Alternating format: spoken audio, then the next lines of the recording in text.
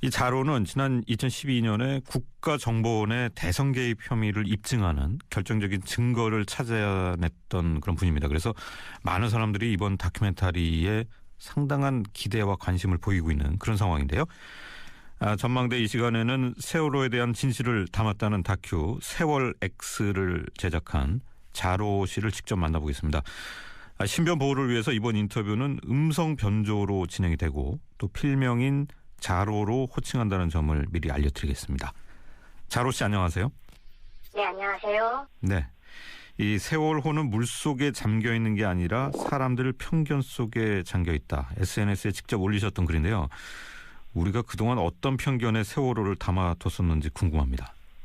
네, 그러니까 사람들은 이 세월호 사건이 끝났다고 생각하는 사람들도 많고요. 더 이상 조사할 것이 없다고 생각하는 사람들도 많습니다. 하지만 이번 다큐를 만들면서 보니까 세월호 사고는 아직 제대로 된 진상조사조차 시작하지 못했다는 것을 절실하게 깨닫게 됐습니다. 그리고 사람들이 너무 진영 논리 그리고 정치 논리에 빠진 나머지 정말 진실의 본질을 보지 못했던 것 같습니다. 그래서 저는 이번 다큐를 통해서 그 사람들의 편견을 깨보고 싶습니다. 근데 누구의 편이 아니라 오직 진실의 편에 서서 이거는 진실입니다. 이거는 진실이 아닙니다 하고 그렇게 다른 진실에 대해서 한번 말을 해보고 싶습니다. 자, 세월호의 진실을 밝히는 작업에 집중하겠다 이런 이제 의사를 밝히시고 지난해 초부터인가요? 온라인 활동을 아예 안 하셨어요. 그 결과가 이제 나온 건가요? 네, 어느 정도 이제 결과가 나왔다고 보시면 될 것 같고요.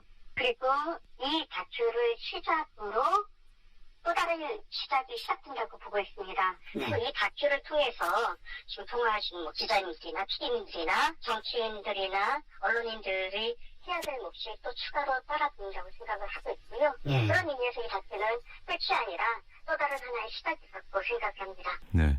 자, 진영 논리를 벗어나서 진실을 말하고 싶었다. 또 끝이 아니라 시작이다. 이런 말씀하셨는데 저희가 느끼기에는 이게 단순히 이제 감성적으로 하시는 말씀이 아니고 말 그대로 뭔가 새로운 조사가 필요하다는 얘기. 지금까지와는 완전히 다른 얘기가 새로 나온다. 이런 말씀 같은데요.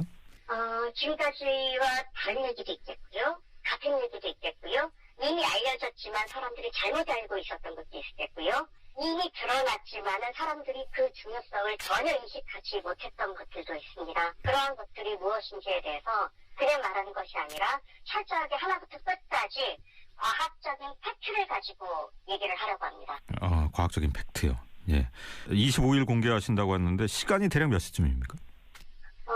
시간은 제가 비밀로 하고 있습니다. 알려드릴 수가 없습니다. 시간은 공개하실 수 없는 이유가 따로 있나요? 아직까지 시간을 딱히 확정하지도 않았고요. 그리고 지인분들이나 또 유가족분들이나 이거를 어느 시간에 알리면 가장 효과적일지에 대해서 조금 더 논의가 필요한 상태입니다. 그렇군요. 어디에 공개하실지도 아직 안 정하셨나요? 공개하는 곳은 유튜브에다 공개를 할 예정입니다. 네, 유튜브를 통해서요? 그러니까 어느 시간에 이렇게 올리겠다 그러면은 너무 사람들이 이런저런 추측을 하게 되니까 굉장히 쉽고요. 네. 그리고 그러다 보면은 잘못된 편견이나 그리고 또 고정관념 그리고 선입견 같은 것들이 작용하기 쉬울 것 같습니다. 그렇기 때문에 그냥 올라가는 시간에 올라간다고 그렇게만 말씀드릴게요. 네. 혹시 이게 이제 누군가의 사찰, 감시를 피하기 위해서 그렇게 하시는 건가요? 그런 거는 아닙니다. 그런 게 두렵고 정말 무섭다고 생각했다. 물론 이제 두려운 마음이 좀 들기는 하지만은요. 그런 거 두려웠다면은 이렇게 공개할 엄두조차 못 냈을 겁니다. 시저 영상을 만들고 감히 진실을 말하겠다는 이런 표현 같은 거는 절대 쓸 수 없겠죠. 네.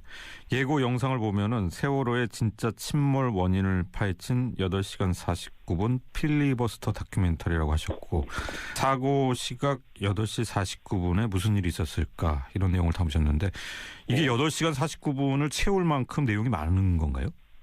예, 내용은 그 정도로 방대하고요. 그리고 이 8시간 49분 안에 미처 담지 못했던 내용들은 훨씬 더 많다고 생각을 하시면 좋을 것 같습니다. 그러니까 세월호의 진실은요. 너무 많은 검증되지 않은 가설들이 한꺼번에 엉켜있다 보니까요. 진실이 완전히 복잡한 실타래처럼 엉켜버렸습니다. 그 복잡한 진실의 실타래를 풀기 위해서는 어떻게 보면 8시간 49분은 최소한의 시간이라고 보시면 좋을 것 같습니다. 네. 저희가 느끼기에는 그러면은 이제 8시간 동안 그동안에 제기된 의혹들이 잘못된 거는 또 이제 왜 잘못됐는지 부정하고 이런 식으로 진행이 되고 결국 이제 결론이 끝부분에 나와서 끝부분만 보는 분들도 좀 있을 것 같은데요.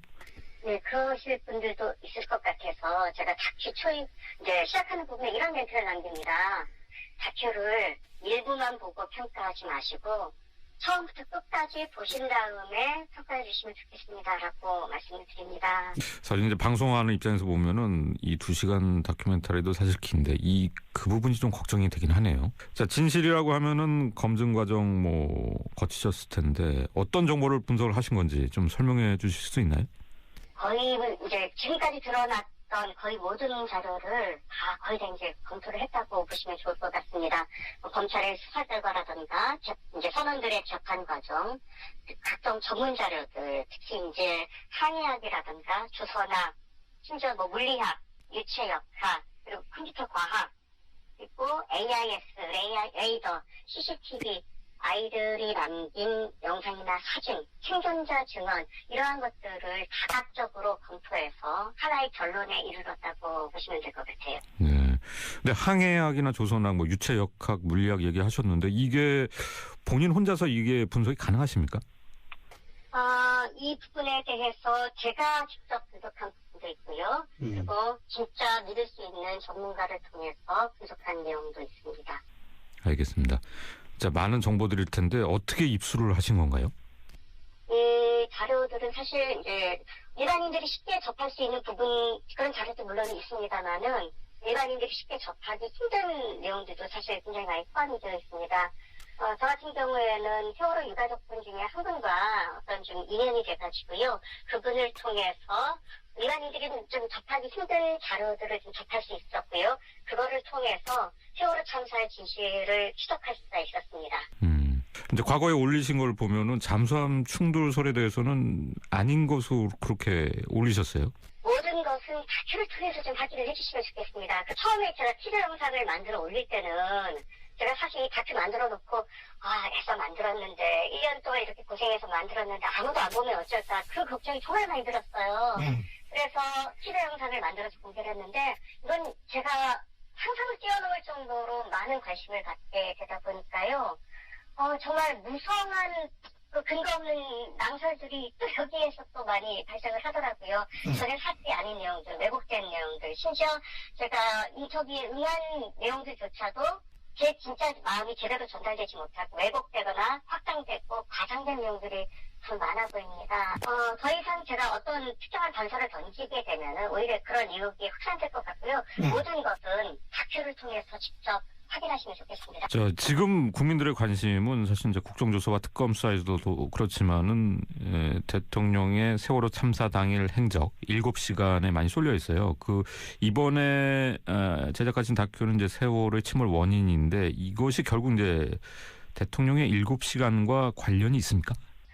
관련이 없을 수가 없다고 생각을 하고 있습니다. 그러니까 세월호 침몰 원인이 기존에 알려진 것과 만약에 다르다면 정말 그 7시간 동안 도대체 그 세월호 사고 원인과 어떤 연관성이 있지 않을까라는 그런 질문을 던지는 거는 너무나도 합리적인 질문이 되는 겁니다. 그렇기 때문에 이 다큐를 통해 나타나는 세월호 진상, 제가 말씀드리고 싶은 그 진실이 만약에 진짜 침몰 원인이 맞다고 많은 분들이 공감하게 된다면 지금까지 조사됐던 모든 세월호에 대한 진상조사는 다 원점에서부터 재검토를 해야 됩니다. 모든 것들이 다 세월호 침몰 원인과 연계해서 다시 생각을 해봐야 됩니다. 그런 의미에서 박근혜 대통령의 7시간 의혹도 여기에서 자유로울 수가 없는 겁니다.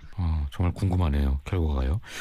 그런데 이번에 제작 과정에서 사실 이제 언론인들, 제도권 언론과의 연대 취재를 하면 더 효과적이지 않았을까 그런 생각도 드는데요. 연대 취재를 하면은 좋은 점도 있겠지만요. 사실 예전에 제가 이제 네티즌 수사대라는 이름으로 활동할 때 제 계기가 뭐냐면은요. 그 당시에 제가 찾아냈던 진실들을 사실 제가 언론사에 다 제보를 했습니다. 제가 지금 하고 있는 SBS에서 제보를 했어요. 근데 이게 묻혔습니다. 아무도 알아주지 않았어요. 아무도 알아주지 않았고 보도되지 않았고 묻혔고 그래서 제가 직접 올려버린 겁니다. 네, 그래서 그런 활동들을 이제 계속 하다 보니까, 저에 대해서 조금씩 그렇게 알려지기 시작했고요. 그래도 저는 지금까지, 네티즌 스팟의 단어라는 이름으로 활동을 하면서 언제나 팩트와 사실에 근거해서만 얘기를 했고요. 그랬기 때문에 뭐 법적으로 휘말리거나 그랬던 일이 한 번도 없었습니다. 왜냐면은 오직 팩트만을 그동안 말해왔었기 때문에 아마 그래서 지금 저에게 정말 과분할 정도로 많은 관심이 쏟아지는 이유가 제가 그동안 그런 방식으로 움직여왔기 때문에 그런 어떻게 보면은 지금 계신 네티즌 분들과의 신뢰가 어느 정도 형성되어 있기 때문에 이런 관심을 갖게 된 게 아닌가. 그리고 왜 세월호 선체가 이렇게 인양되지 않고 계속 차일피일 미루고 선체는 훼손되는지에 대해서 정말 같이 고민해보고 싶고 정말 제대로 된 진상규명을 지금부터 제대로 시작해보고 싶습니다. 유가족분들 정말 힘내시면 좋겠어요. 네. 자, 국민들이 목말라하는 진실이 나오기를 좀 기대해 보겠습니다. 오늘 말씀